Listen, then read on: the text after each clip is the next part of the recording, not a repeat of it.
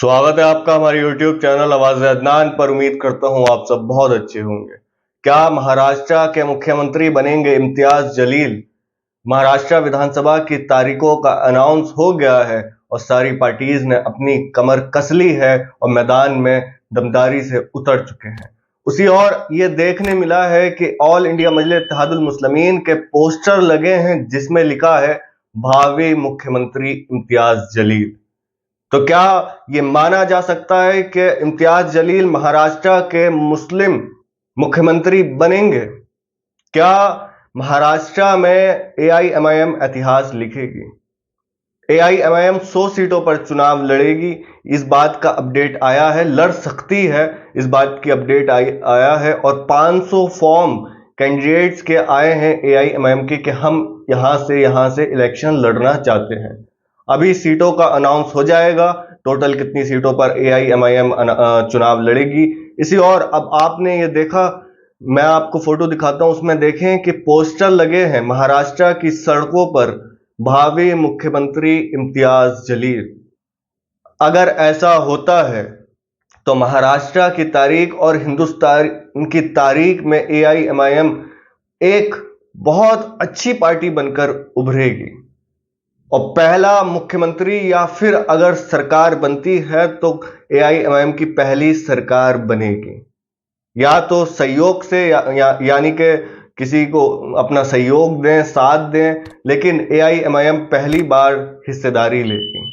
अगर सच में ऐसा होता है कि इम्तियाज जलील साहब मुख्यमंत्री बनते हैं तो उसका असर 2025 में आने वाले बिहार के विधानसभा चुनाव में भी पड़ेगा, 2027 में उत्तर प्रदेश में आने वाले विधानसभा चुनाव में भी पड़ेगा और आने वाले वक्त में भी इस चीज का असर पड़ेगा। आप लोग जानते हैं कि महाराष्ट्र के अंदर एआईएमआईएम बहुत मजबूती से चुनाव लड़ रही है, बहुत मजबूती से तैयारियां भी कर रही है और मजबूत कैंडिडेट मैदान में उतार भी रही है। 5 सीटों पर अनाउंस हुए थे एआईएमआईएम के कैंडिडेट, अभी बाकी सीटों पर होना है। तकरीबन ये नया अपडेट आया था कि 100 सीटों पर एआईएमआईएम लड़ सकती है चुनाव, लेकिन एआईएमआईएम की नजर 25 से 30 सीट तो ऐसी हैं जो कि एआईएमआईएम जीतना चाहती है। और मैं आपको बता दूं कि एआईएमआईएम 2014 में भी 2019 में भी एक अच्छा रिस्पांस मिला था। कुछ मार्जिन से एआईएमआईएम के कैंडिडेट रह गए थे, लेकिन दो विधायक बने थे। तो आप अच्छे से जानते हैं ना, एक तरफ महाविकास आघाड़ी है, एक तरफ एनडीए है, तो अब एक तरफ ऑल इंडिया मजलिस इत्तेहादुल मुस्लिमीन भी है। तो क्या महाविकास आघाड़ी ऑल इंडिया मजलिस इत्तेहादुल मुस्लिमीन का साथ लेगी? अगर सरकार बनाने में सहयोग चाहिए होगा तो महाविकास आघाड़ी और इंडिया अलायंस, जो कि इनका नेशनल अलायंस है, जो कि असदुद्दीन ओवैसी की पार्टी को इग्नोर करते हुए आए हैं, क्या इनका साथ लेंगे? ये बहुत बड़ा मौका है महाराष्ट्र के मुसलमानों के लिए। और मैं आपको बता दूं कि महाराष्ट्र के मुसलमानों के लिए दिल में कुछ ना कुछ तो हमदर्दी है इस वक्त। अभी जो इम्तियाज जलील साहब ने रैली निकाली थी वो काबिले तारीफ थी, उसकी तारीफ करना पड़ी। आप लोगों को अच्छी लगी मुझे कमेंट करके बताएं।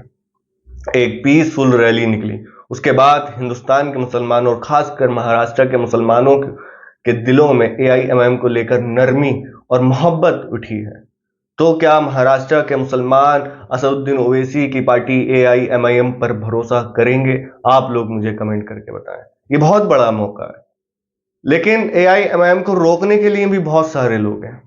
वंचित बहुजन आघाड़ी ने अपने 10 मुस्लिम उम्मीदवारों के नाम अनाउंस करे और उस सीट पर करे हैं जिस पर एआईएमआईएम पहले से ही मजबूत है। तो शायद ऐसा भी हो सकता है कि वोट कटे और एआईएमआईएम रह जाए, और ऐसा भी हो सकता है कि अगर एक तरफा मुसलमानों ने वोट दिया तो जीत भी सकते हैं। अभी कल ही की बात बताता हूं, इम्तियाज जलील साहब वहां के एक मराठा नेता हैं काफी बड़े, मैं नाम भूल गया हूं, आप लोगों को पता है तो कमेंट करके बताएं। उन्होंने अभी धरना भी दिया था पीछे, उनसे मिले हैं। अगर इम्तियाज जलील साहब और मराठा जो लीडर हैं वो साथ आते हैं तो क्या मुस्लिम प्लस मराठा वोट्स से एक मजबूत सरकार में हिस्सेदारी या सरकार बना पाएंगे? आप लोग मुझे कमेंट करके बताएं। आप चाहते हैं कि एआईएमआईएम मजबूत बने? अगर महाराष्ट्र में 2024 के इस चुनाव विधानसभा चुनाव में एआईएमआईएम अच्छा रिस्पॉन्स करती है तो 2025 में बिहार के विधानसभा चुनाव और आने वाले उत्तर प्रदेश के 2027 के विधानसभा चुनाव में एआईएमआईएम को काफी बड़ी जीत मिल सकती है। बिहार के अंदर एआईएमआईएम का नारा है, तुमने 5 छीने हम 25 लेकर आएंगे। तुमने 4 छीने हम 25 लेकर आएंगे। 5 विधायक जीते थे 20 में, लेकिन उनमें से 4 विधायक आरजेडी में चले गए। अब ये नारा है कि तुम 4 लेकर गए, हम 25 लेकर आएंगे। तो क्या अगर 25 सीट एआईएमआईएम जीत गई विधानसभा, बिहार विधानसभा में, तो जाहिर है फिर सरकार में हिस्सेदारी तो होगी। अब आप लोग मुझे कमेंट करके बताएं कि आप चाहते हैं ऑल इंडिया मजलिस इत्तेहादुल मुस्लिमीन, जो कि असदुद्दीन ओवैसी की पार्टी है, वो मजबूत हो। अगर आपको वीडियो पसंद आई हो तो चैनल को जरूर सब्सक्राइब करें, वीडियो को जरूर लाइक करें।